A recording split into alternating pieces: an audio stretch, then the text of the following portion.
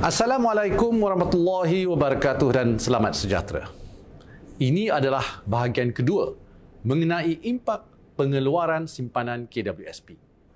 Wakil-wakil Kesatuan Pekerja seperti MTUC dan NUP serta pelbagai pihak telah tampil dan menyuarakan bantahan terhadap pengeluaran tambahan KWSP. Rata-rata mereka tidak bersetuju dengan pengeluaran tambahan air citra kerana mereka faham impak buruknya kepada kebajikan hari tua penjarum.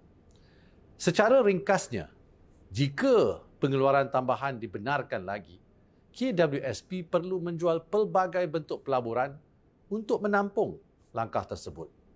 Bila pelaburan kurang, maka dividen untuk para pencarum secara automatik akan menjunam. Kos pinjaman bagi seluruh keluarga Malaysia, tidak kira individu, syarikat mahupun kerajaan akan meningkat. KWSP merupakan antara pelabur terbesar di pasaran modal negara dan penjualan pelaburan mereka akan menyebabkan kecairan berkurangan. Lantas, menjejaskan keyakinan pelabur lain yang akan turut menjual pegangan saham atau bond mereka.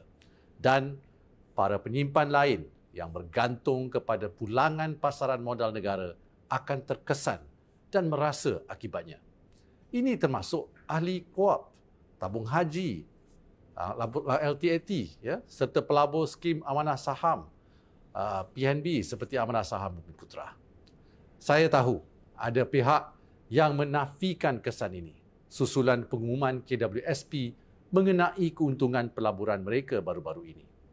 Pihak tersebut telah menyatakan bahawa dengan caruman ahli yang diterima oleh KWSP setiap bulan, pegangan mereka dalam pelaburan di pasaran kewangan atau money markets serta langkah yang boleh diambil oleh bank negara melalui Unconventional Monetary Policy atau UMP akan memastikan tiada masalah kecairan di dalam pasaran modal kita.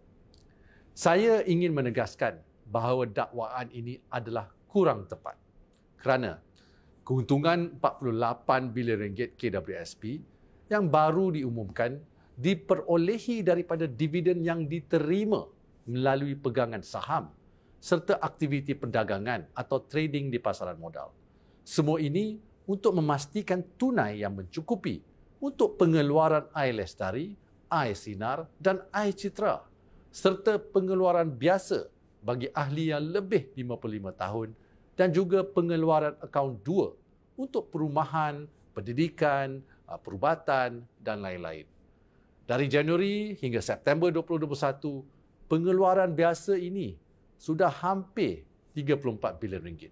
Bersama-sama pengeluaran air lestari, air sinar dan air citra, KWSP telah menyalurkan hampir 110 bilion ringgit kepada ahli sepanjang tempoh tersebut. Ini adalah jauh lebih tinggi berbanding jumlah caruman yang masuk sepanjang tempoh yang sama, iaitu sekitar 51 bilion ringgit. Dari segi pegangan KWSP di pasaran money markets, di bawah alokasi aset strategik atau SAA, KWSP perlu mengekalkan sekurang-kurangnya 3% daripada portfolionya secara tunai atau aset yang bersamaan tunai. Ini amatlah penting untuk memastikan tunai yang mencukupi untuk pengeluaran biasa setiap tahun. Berkenaan dasar monetary bukan konvensional atau UMP, negara-negara maju mengambil pendekatan tersebut apabila kadar faedah sudah pun di tahap sifar atau menghampiri 0%. Sebagai contoh, kadar faedah di UK adalah 0.25%, manakala US pula adalah 0.125%.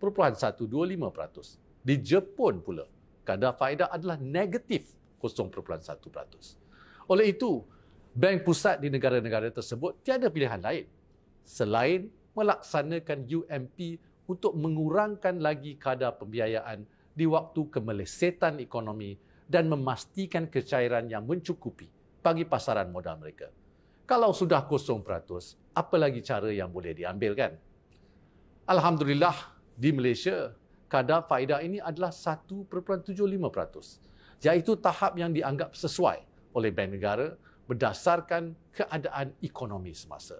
Sekiranya perlu, mereka masih boleh menurunkan kadar ini melalui pelbagai cara dan dasar monetary dan bukannya menggunakan konsep UMP.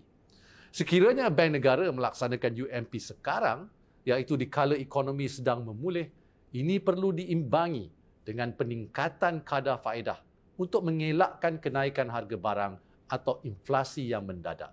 Apabila ini berlaku, kos pinjaman untuk seluruh keluarga Malaysia akan naik. Tidak kira pinjaman rumah, kereta atau perniagaan. Bila ini berlaku, bayaran bulanan akan naik. Kenaikan kadar faedah inikah yang mereka perjuangkan untuk rakyat.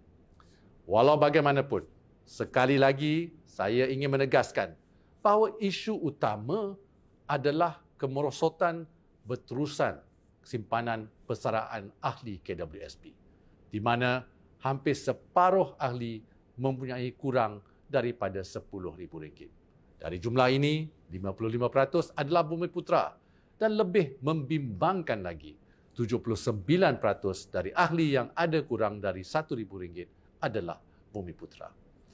Pengeluaran tambahan sebanyak RM10,000 akan menyebabkan lebih ramai ahli yang perlu bersara di bawah paras garis kemiskinan atau PGK dan menyebabkan beban yang besar kepada seluruh keluarga Malaysia di masa depan, terutamanya jika kegawatan ekonomi berlaku.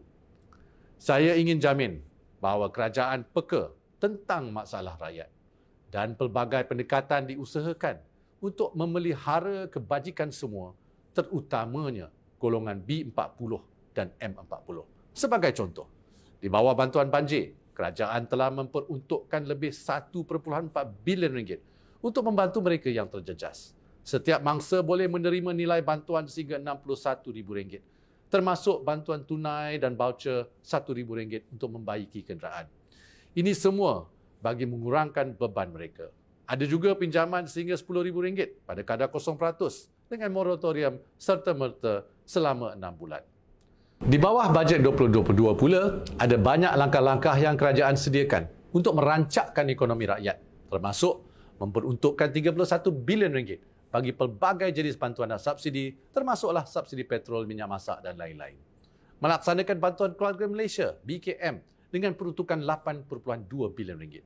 Menambah baik kelayakan bantuan kebajikan untuk kanak-kanak, warga emas, OKU dan lain-lain dengan peruntukan berjumlah RM2.4 bilion.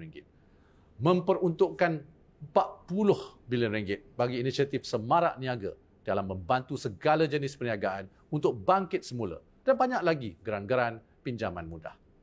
Melangkah ke hadapan, kerajaan akan terus mencari penyelesaian jangka sederhana dan panjang demi kesejahteraan dan ketahanan keluarga Malaysia. InsyaAllah, dengan kerjasama semua pihak, kita akan mampu membina semula kehidupan, terutamanya akibat pandemik COVID-19 dan bencana banjir baru-baru ini. Wabillahi taufiq wal hidayah. Wassalamualaikum warahmatullahi wabarakatuh.